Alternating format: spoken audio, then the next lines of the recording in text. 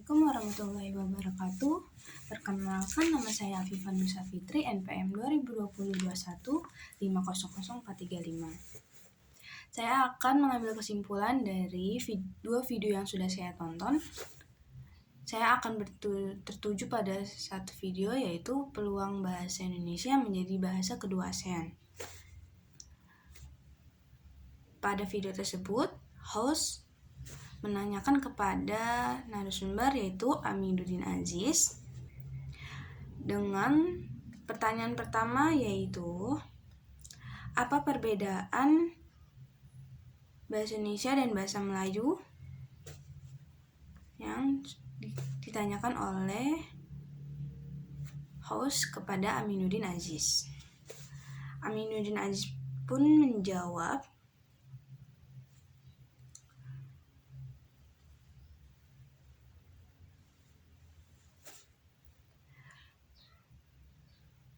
perbedaan dari kedua bahasa tersebut yaitu yang pertama terkait dengan apa sih bedanya, terkait dengan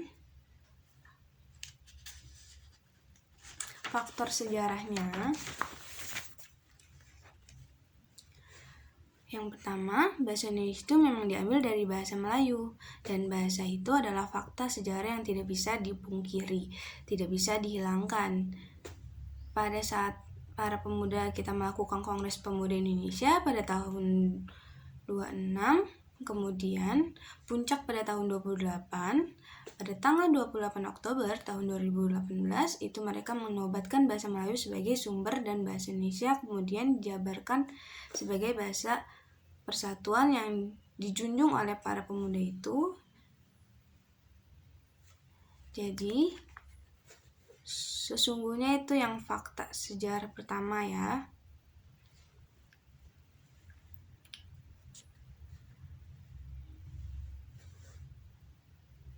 Faktanya yaitu bahasa Indonesia berasal dari bahasa Melayu, lalu bahasa Melayunya sendiri dari kita pada tahun 1945. Ketika bahasa Indonesia diresmikan melalui Undang-Undang Dasar 1945.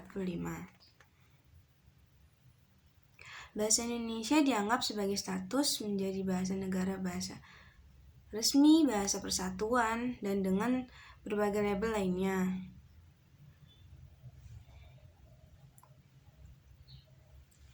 Bahasa Indonesia adalah bahasa perjuangan, begitu menjadi status kemudian berkembang menjadi tata bahasa yang baku, punya kamus sendiri, setiap ejaannya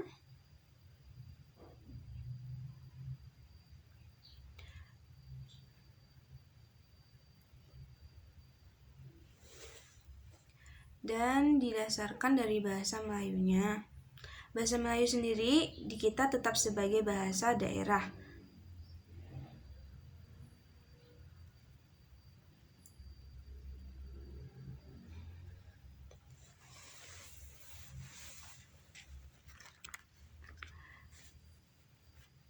Dari Badan Bahasa itu ada menemukan 118 bahasa yang salah. Satunya adalah bahasa Melayu, bahasa daerah ini jadi perbedaannya dalam bahasa Melayu statusnya dikit adalah bahasa daerah, bahasa Indonesia adalah sebagai bahasa negara nasional. Jadi perbedaan dari dua bahasa tersebut yaitu bahasa Indonesia adalah bahasa nasional dari suatu negara, sedangkan bahasa Melayu adalah bahasa daerah.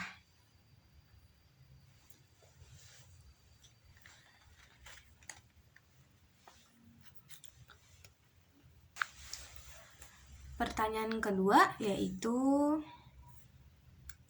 apa saja faktor-faktor dan syarat yang sebenarnya yang bisa membuat suatu bahasa itu menjadi bahasa internasional. Bapak Amiruddin menjawab, potensi bahasa Indonesia ini akan dituturkan oleh ratusan juta orang penduduk Indonesia saja sudah sampai 276 juta orang.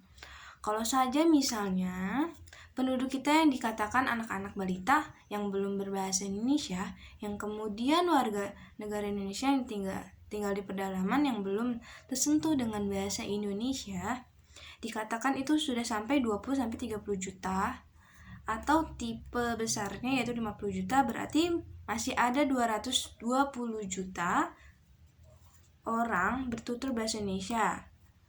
Lalu kita lihat juga di negara-negara lain yang belajar bahasa Indonesia, potensinya besar nggak? Ngebesarin gitu bila dibandingkan dengan bahasa-bahasa yang lain.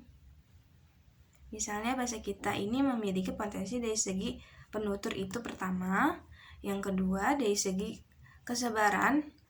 Lalu persyaratan apa itu untuk menjadi bahasa internasional? Bagaimana kita harus melihatnya dari dua sisi. Pertama, Indonesia internasional.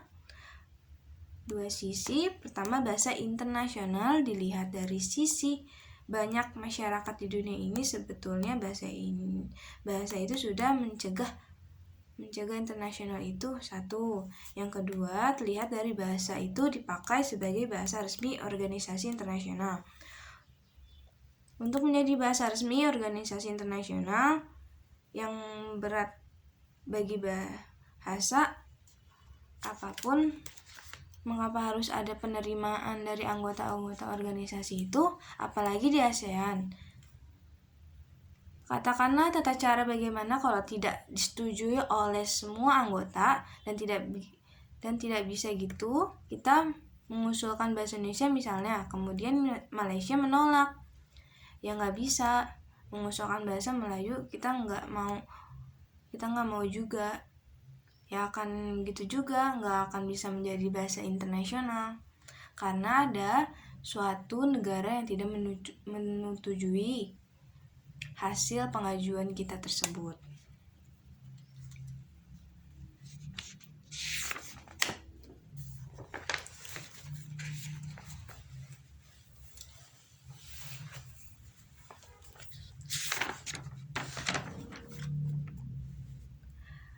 Pertanyaan yang terakhir, kamu ingin milih bahasa Indonesia atau bahasa Melayu? Menurut saya ingin milih bahasa Indonesia karena dari hasil pendengaran dan pendapat dari Amiruddin, saya setuju bahasa Indonesia itu memang bahasa negara. Dan memang dasarnya itu dari bahasa Melayu yang diserap dari bahasa dari negara lain.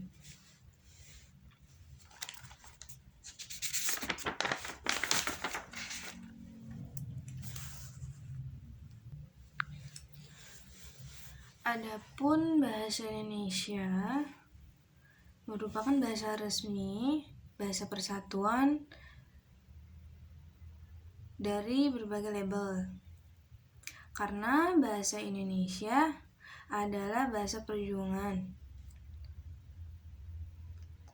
Menjadi status yang berkembang, bahasa Indonesia punya tata bahasa baku, punya kamus setiap ejaan sendiri, yang itu semua awalnya didasarkan dari bahasa Melayu.